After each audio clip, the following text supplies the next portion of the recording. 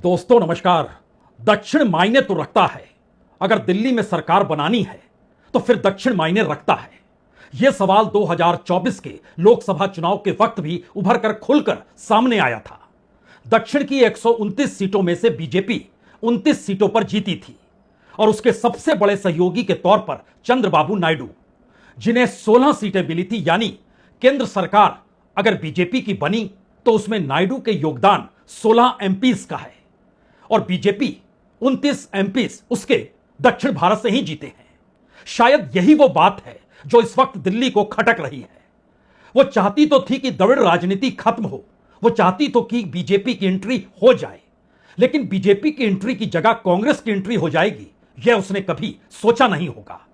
और वो भी एक ऐसे परिप्रेक्ष्य में जहां पर कांग्रेस इतनी ज्यादा सक्रिय और उस पॉलिटिकल पार्टी के जरिए सक्रिय जिसने राजनीति में जुमे जुमे 2 बरस पहले कदम रखा और सबसे बड़ी पार्टी के तौर पर ही नहीं बल्कि बीजेपी की जो सोच तमिलनाडु को लेकर लगातार रेंगती रही और अन्नामलई को इसीलिए खड़ा किया गया। बावजूद इसके परिस्थितियां ऐसी पलट जाएगी जहां पर कांग्रेस 5 एमएलए ही सही लेकिन राहुल गांधी उस समारोह में शामिल होंगे, शिरकत करेंगे और बाकायदा मुख्यमंत्री के बगल में बैठकर खुला संदेश देंगे कि अब दक्षिण में बीजेपी की एंट्री मुश्किल है। यह सवाल हो सकता है टीवीके के सामने भी आए, यह सवाल हो सकता है विजय के सामने भी आए, क्योंकि इससे पहले डीएमके की सरकार थी। डीएमके विरोध करती थी केंद्र में बीजेपी का और केंद्र तमिलनाडु को या कहीं स्टालिन या डीएमके को निशाना पर लेने से चूकते नहीं थे। लेकिन बात सिर्फ इतनी नहीं है कि एक पॉलिटिकल पार्टी के बदले एक दूसरी पॉलिटिकल पार्टी तमिलनाडु में आ गई। बात तो यह है कि जिस राजनीतिक प्रयोग के आश्रय दिल्ली लगातार बीजेपी को सक्रिय करते हुए वहां पर पैर जमाना चाहती थी, अब उसकी एंट्री बंद हो गई। वजह बहुत साफ है। इन 2 चेहरों को देख लीजिए, उसके बाद राजनीति के हर पन्ने खुलते चले जाएंगे।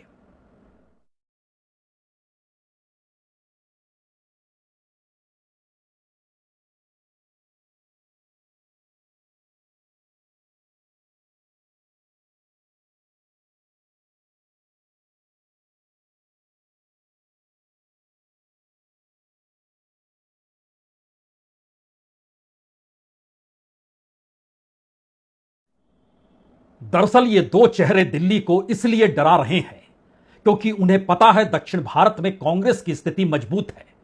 उन्हें पता है कि आंध्र प्रदेश में चंद्रबाबू नायडू साथ जरूर हैं, लेकिन चंद्रबाबू नायडू की पूरी फाइल दिल्ली में होम मिनिस्ट्री के भीतर पड़ी हुई है। इससे पहले भी चंद्रबाबू नायडू को जेल भेजा जा चुका है और चुनाव के वक्त और चुनाव के बाद के तालमेल के साथ चंद्रबाबू नायडू को बहुत रियायत और सुविधाएं दी गई। उनकी राजधानी अमरावती खड़ी हो जाए इसके लिए तकरीबन 60,000 करोड़ रुपए अलग से भी दिए गए। लेकिन बात राजनीतिक तौर पर यहीं तक होती तो थम जाती। सवाल तो यह है कि प्रधानमंत्री मोदी जिस घोड़े पर सवार है वो घोड़ा पूरे देश में इस तरीके से घूमे कि बीजेपी पूरे देश में छा जाए। अब इस पर सवालिया निशान तमिलनाडु के जरिए लग गया क्या? क्योंकि आज प्रधानमंत्री बेंगलोर में मौजूद थे और कल प्रधानमंत्री कोलकाता में मौजूद थे। कल जब कोलकाता में थे तो बीजेपी की जीत के साथ और उसके बाद दिए गए जो भी संवाद प्रधानमंत्री मोदी ने जहां जहां किए उसका एक ही संदेश था, इस देश में कोई राजनीतिक दल है ही नहीं जो सामने खड़ा हो पाए और जिसने भी बीजेपी का विरोध किया उसकी चुनावी हार तय है। उनके अपने लोग यहां तक कि मुख्यमंत्री शुवेंदु अधिकारी भी यह कहने से चूके नहीं कि दरअसल मसला सनातन का है, मसला हिंदुत्व का है। और शायद इसीलिए इसी मंत्र के आश्रय पूरे देश के भीतर भगवा क्या लहराया जा सकता है। देश के मानचित्र पर देखें तो कमोवेश देश पर इस वक्त बीजेपी की ही सत्ता है। कहीं से भी शुरू कर लीजिए, अगर लगता है आपको अब नॉर्थ ईस्ट से शुरू करें तो वहां भी कर लीजिए। वो चाहे असम हो, चाहे बंगाल हो, चाहे उत्तर प्रदेश हो, चाहे उत्तराखंड हो, चाहे वो अपने तौर पर मध्य प्रदेश का हिस्सा हो या महाराष्ट्र का हिस्सा हो, वो गुजरात का हिस्सा हो, तमाम जगहों पर बीजेपी की मौजूदगी है। लेकिन दक्षिण भारत आते आते उसकी सांसें थमती नहीं है, धड़कनें बढ़ जाती हैं। और यह सवाल शायद प्रधानमंत्री मोदी के भीतर इसीलिए है। और आज जब उन्होंने भाषण देना शुरू किया तो कोई कल्पना नहीं कर सकता है कि 24 घंटे पहले बीजेपी के जीत का जश्न था और आज प्रधानमंत्री मोदी के भाषण में कांग्रेस शासित हर राज्य निशाने पर था, सिलसिलेवार तरीके से निशाने पर था। वो चाहे तमिलनाडु में सरकार का बनना हो, केरल में सरकार का नहीं बन पाना हो, अभी तक वो चाहे तेलंगाना और कर्नाटक में कांग्रेस की सरकार हो, यहां तक कि हिमाचल प्रदेश का भी जिक्र प्रधानमंत्री ने कर दिया। यह मैसेज है क्या? पहला बड़ा मैसेज तो यही है कि प्रधानमंत्री इंडिया गठबंधन से आहत थे। इंडिया गठबंधन टूटा, बीजेपी में हर्षोल्लास आया, और इसीलिए जब कांग्रेस ने जैसे ही डीएमके का साथ छोड़ा और टीवीके के साथ खड़ी हो गई, और राहुल गांधी को दो बातें नजर में आने लगी कि दरअसल यह देश युवाओं का है, युवा नेतृत्व को पसंद करता है, और जो द्रविड़ राजनीति बरसों बरस से चली आ रही थी उसमें कांग्रेस का कोई योगदान बतौर मंत्री कभी रहा ही नहीं। डीएमके ने कभी कोई स्थान मंत्री का नहीं दिया। इस वक्त सिर्फ 5 एमएलए हैं, लेकिन कांग्रेस के एमएलए भी मंत्री बनेंगे। यानी कांग्रेस क्या चाहती है, और जो विजय के पक्ष में तमिलनाडु के भीतर जेंजी खड़ा हुआ, और जिस जेंजी के जरिए इस देश में राजनीतिक परिवर्तन की देखने की सोच राहुल गांधी के भीतर आई, ये सारी बातें एक साथ अगर होने लगी तो फिर जवाब प्रधानमंत्री ने क्या दिया? जिस डीएमके के साथ 25-30 साल का जीने मरने का नाता था, हर पल जो डीएमके कांग्रेस की भलाई के लिए काम करती थी, लेकिन जैसे ही सत्ता का खेल कहीं और मुड़ गया तो सत्ता के लालच में सत्ता भूखी कांग्रेस ने पहला मौका मिलते ही डीएमके की पीठ में छुरा भोंक दिया। प्रधानमंत्री डीएमके पर नहीं, कांग्रेस पर चोट कर रहे हैं, और उन्हें पता है कि डीएमके राजनीतिक तौर पर बीजेपी या एनडीए के साथ खड़ी हो नहीं सकती है, क्योंकि एआईडीएमके उनके साथ खड़ी है। यानी डीएमके बीजेपी का विरोध कर रही है, और बीजेपी के सर्वोपरि नेता को डीएमके की फिक्र है, या फिर वो जान रहे हैं कि दरअसल कांग्रेस जिस तरीके की घेराबंदी इस देश के भीतर कर रही है, और जिस राजनीतिक मिजाज को राहुल गांधी इस देश के भीतर लगातार बढ़ाना चाहते हैं, वो दरअसल न सिर्फ पारंपरिक राजनीति से हटकर है, बल्कि उनकी राजनीतिक दायरे के भीतर प्रधानमंत्री मोदी निशाने पर हैं।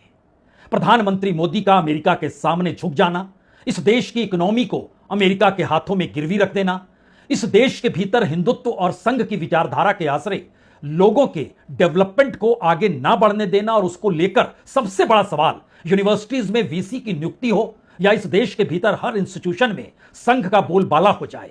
कुछ इसी अंदाज में अगर प्रधानमंत्री मोदी आगे बढ़ रहे हैं, तो फिर राहुल गांधी ही देश में एकमात्र विपक्ष के नेता बचे जो सीधे तौर पर इन मुद्दों को उठाते हैं।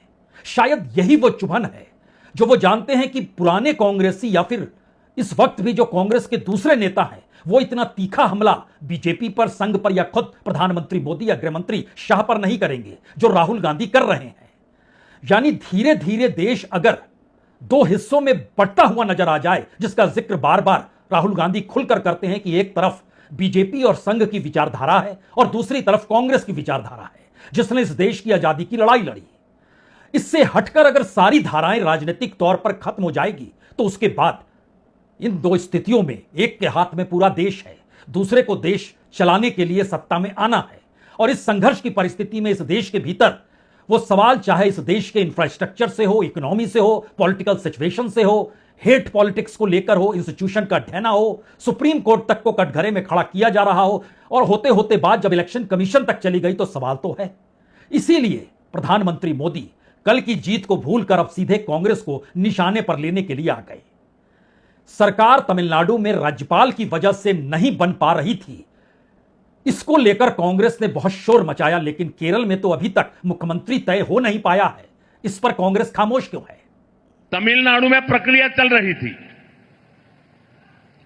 और इनकी इकोसिस्टम दिल्ली में बैठे बैठे देश को गुमराह करते थे कि देखो 4 तारीख को नतीजे आ गए, 5 हो गई, 6 हो गई, 7 हो गई, 8 हो गई, तमिलनाडु में सरकार नहीं बन रही है।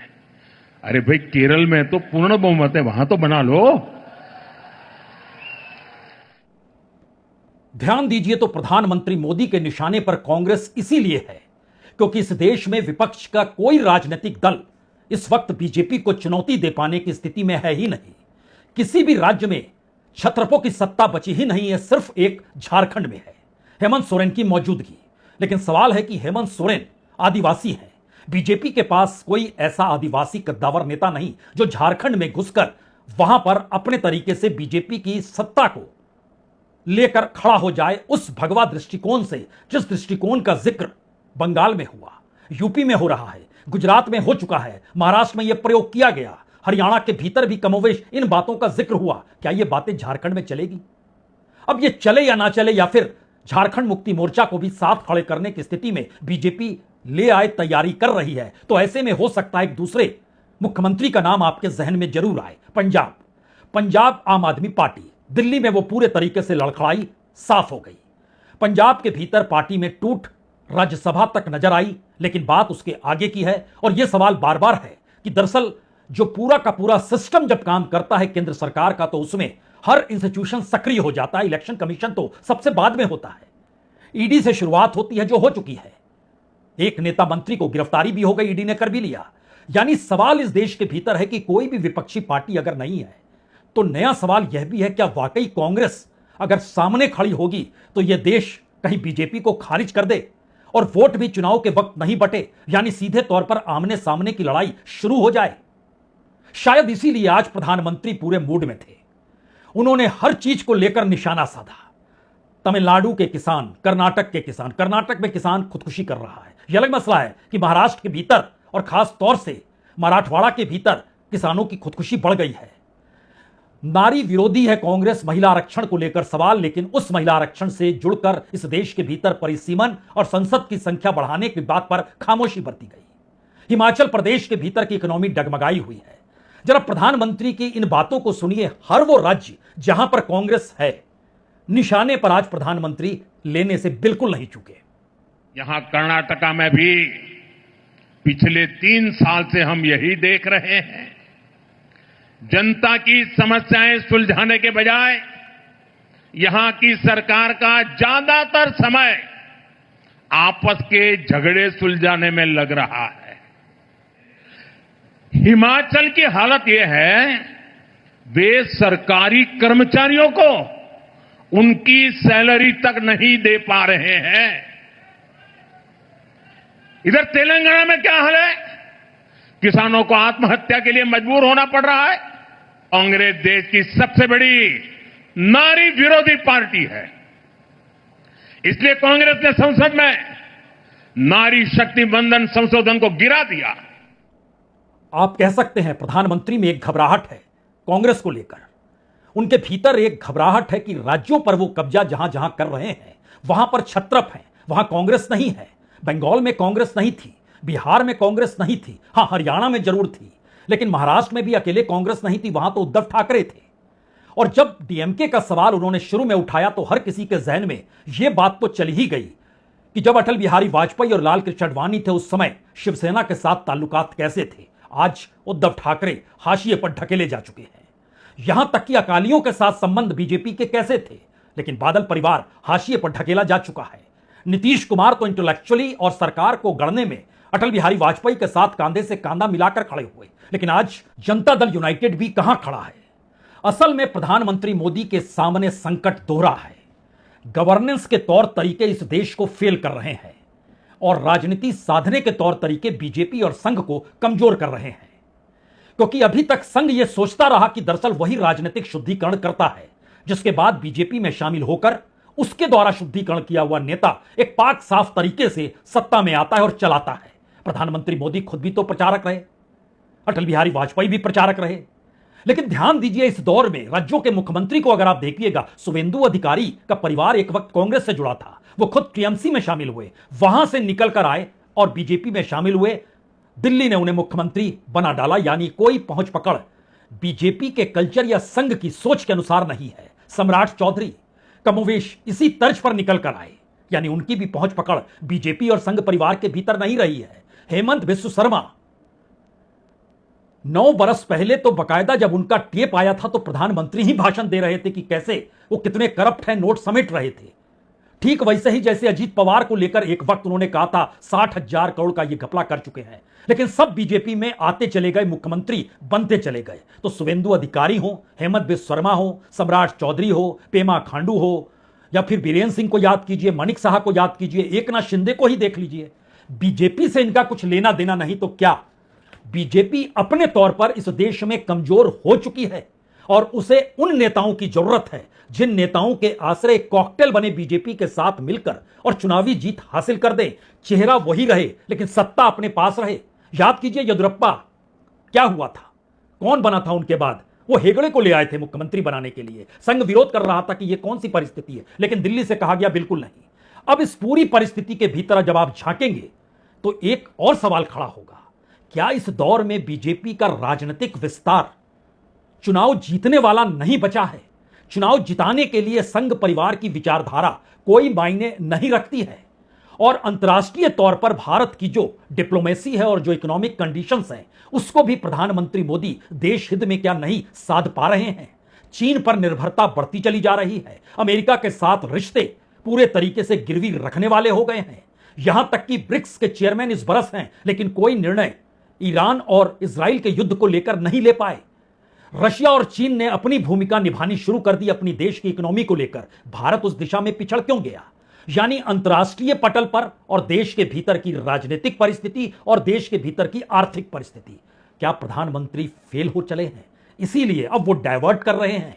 एक चुनाव से निकले और दूसरे चुनाव की परिस्थिति के बीच में कांग्रेस को निशाने पर लेकर अपनी ताकत मजबूत कर रहे हैं, या फिर मजबूत खुद को दिखाने भर के लिए है जो वो कमजोर हो चुके हैं?